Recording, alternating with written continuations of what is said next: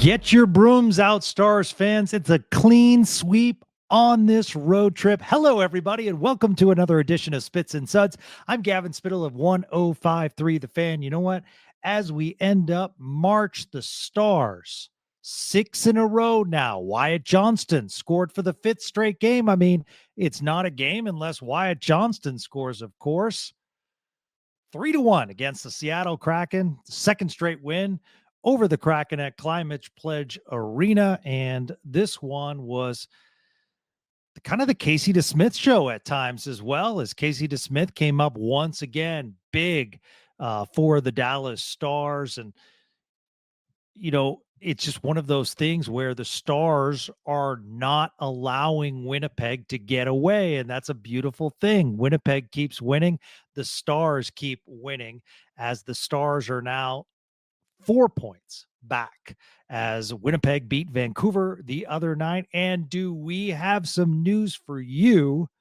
Calgary scores 2 third period goals and takes Colorado to overtime, where they beat the Avalanche in the shootout. So therefore, the Avalanche only pick up 1 point on the night.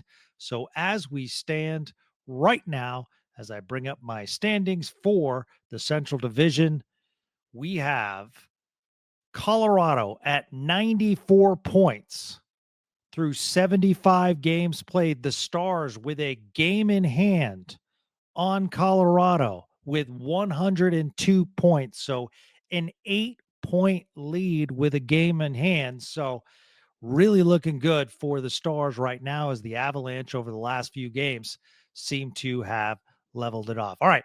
How did this thing happen? Well, for the second straight game, the Seattle Kraken get on the board first. And it's a Kakko goal. No one putting a stick on anything having to do with Jaden Schwartz as he makes his way around the net. He was so free that could have easily turned and tried to stuff it in. It was almost as if the players were just watching at that point. But he passes to a wide open, untouched Kakko coming through the middle. Really nice trade for Seattle with the New York Rangers. 1-0 Seattle.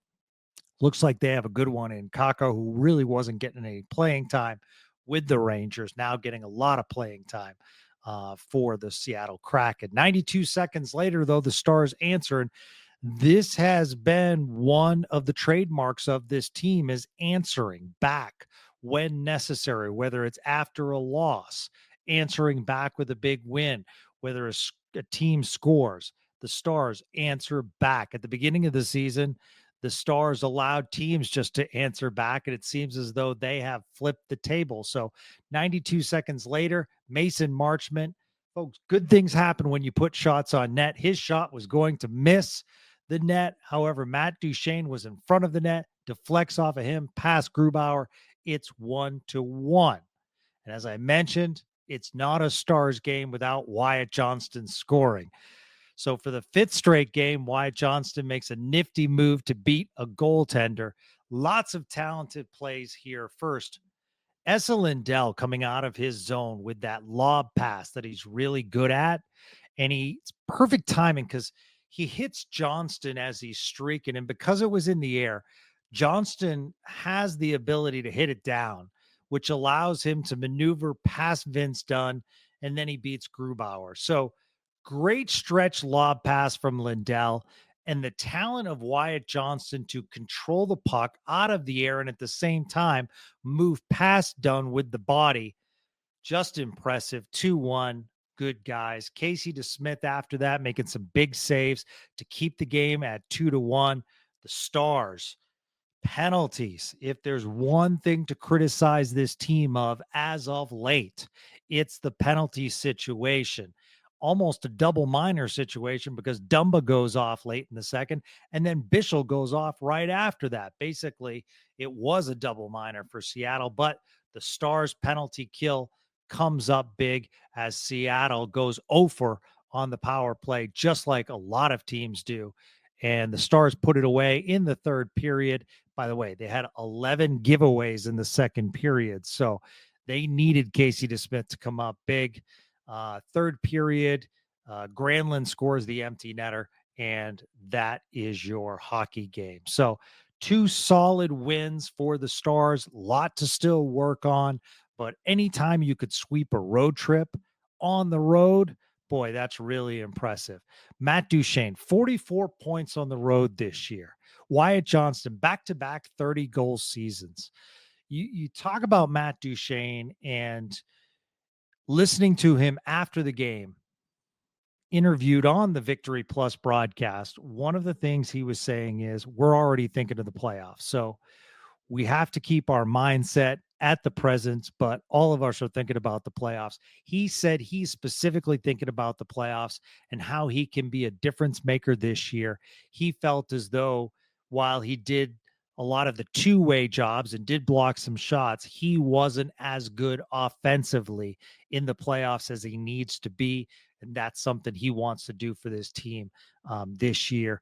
You could listen to Matt Duchene talk for a while. Absolutely love the accountability and the leadership coming out of Matt Duchene. Just a true leader now in the room. What an acquisition by Jim Nill as he puts up another great season for the Stars. And as I mentioned, his Nashville contract balloons up a little bit more. So hopefully he spends one more year at least in a Stars uniform around $3 million a year. That would be great. All right, let's take some of your questions that you had. Eden Shallow says, no question, just wanted to share how much I love meeting Stars fans this weekend and sharing the wins with them in person. Spoke to several Spits and Suds listeners. It was just so much fun. Wish I could go to every game. I wish you could too, Eden, because you're pretty darn good luck. I mean, stick tap to you. Absolutely love it when you, the Stars fans, go on the road. I love going on the road with the team. I think it's a lot of fun. You get to explore a great city like Seattle and take it in. And then there's just a road community when you're on the road. You see the sweater and you're like, hey, where are you from? And it's just a natural icebreaker, conversation maker. So fellow Stars fans, that is pretty awesome, Eden. Congratulations. And I'm so glad that the Stars put on some great efforts for you on this road trip. And thank you so much for spreading the word about Spits and Suds. We appreciate it. Steven says they've talked about cleaning up the shot count after every game for a few weeks, but the offense deprived Kraken still put up 30 shots back to back. Sample size is growing. This is just who they are without Miro. Yeah, I think that shows how important Miro is to this team, Steven, because that shot differential really did not show its ugly head, so to speak, until Miro went down. So that's something they need to clean up in the playoffs. You're relying too much on your goaltending. Your goaltending has been absolutely outstanding, better than expected this year, and you already had it at a high level. So you have to alleviate some of that. I mean, the teams that you're going to play take it to a next level in the playoffs. So you have to take your game defensively to the next level. What the Blicken says, I say they catch the Jets. It's certainly a possibility. It's going to come down to that game, I think, when they play the Jets. The Jets have a tough road ahead as far as some games. But at the same time, the Jets keep winning. So the Jets keep putting W's on the board. So, for the Stars, they just have to keep winning and let it play out. But that is a 4-point swing, that upcoming game that the Stars have against the Jets. And the Jets are in Los Angeles. As I tape this, it is Tuesday, so later this evening. So that's something to watch out for as they have the next two games, Kings and then Vegas. So a tough road ahead. So let's see how the Jets do the next couple of games. Stars, however, have Nashville and Pittsburgh. There are no easy games in the NHL. You cannot let off the gas. But boy, that would be nice to get the 1 seed in the West. Jeffrey at JLux007, please tell me Harley keeps his spot on PP1 whenever Miro returns. I do believe that will be the case because I think they're going to limit Miro's minutes when he does return. Daniel Griffin says, Gavin, who takes the D spot on PP1 when Miro returns? I think it's going to be Harley. If it's not, then I think that's a mistake because remember on this program, a lot of our Spits and Suds contributors and myself were saying that Thomas Harley needed to be power play one quarterback. And you've seen the increase in the power play. And that's not a knock against Miro. But at the same time, offensively, Harley's better right now. So that's just the situation. Love the pod, Spits and Suds. Keep up the great work. Thank you, Daniel. Stick tap to you, my friend. Really appreciate you and everyone else for listening. Michael, now we're in April and Miro is back on the ice. How do you feel we have to get him back to win round one versus the Avs? I do feel as though he needs to come back. Gregory Finley, our great producer, and I were talking about this pregame. The Avs have leveled off, but I just don't like that matchup. Do I think the Stars can beat the Avs? Yeah, absolutely. But do I think the Avs can take out the Stars in round one? I do. And that's not a knock on the Stars. I think it's just two good teams playing each other. If you 100% think the Stars can beat the Avs, I mean, good for you. And if that comes out the case, awesome. I will be cheering on the Stars hard. I just, want everyone to have a reality check that if they finish in second, that's going to be a tough first round matchup for the Stars. But heck, they did it last year. They had a tough road to the Western Conference Finals. All right, let's go to Marsha G. She says, Gavin, could some of Liam Bischel's high stick penalties be happening because he's so tall? Yes, absolutely that can happen. But the rule is that you need to be in control of your stick at all times.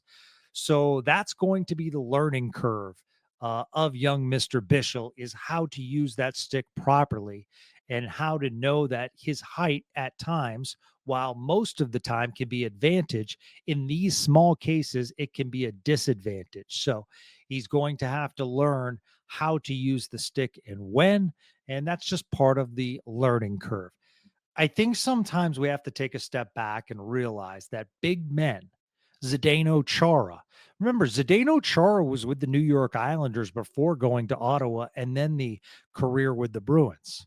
So it took a while for Big Z to get going. Tyler Myers was with a few teams before he got going as a quality defenseman. Colton Parayko got off to a really good start and is a really good player this year for St. Louis. But you have to admit, he had a couple down years as well. Like, big defensemen have a lot of advantages, but I think everyone would agree that it takes some time for them to get adjusted to this league. So kind of interesting right there. So let's see. Aaron Thacker said during the game, here is your parade to the penalty box again. So yeah, I mean, that's been happening, and it's kind of unfortunate, but at the same time, I mean, that's the way it is. Nothing you can do about it. So that's going to do it for Spits and Suds. And thank you so much for following and listening on this West Coast road trip. Got to admit, toothpicks in the eyes for most of this series for me. I'm glad that it's going to be a 7:00 start on Thursday. So we're not going to stop, probably have a podcast or two prior to that as we head into April, as we move towards the playoffs. This is the time that we all get together and we enjoy Stars hockey and we enjoy the fellowship. Just because I'm doing this podcast now and I ask for it, feel free to ask at any time at GJ Spittle on Twitter/X. Give me a follow. Would love to follow you back.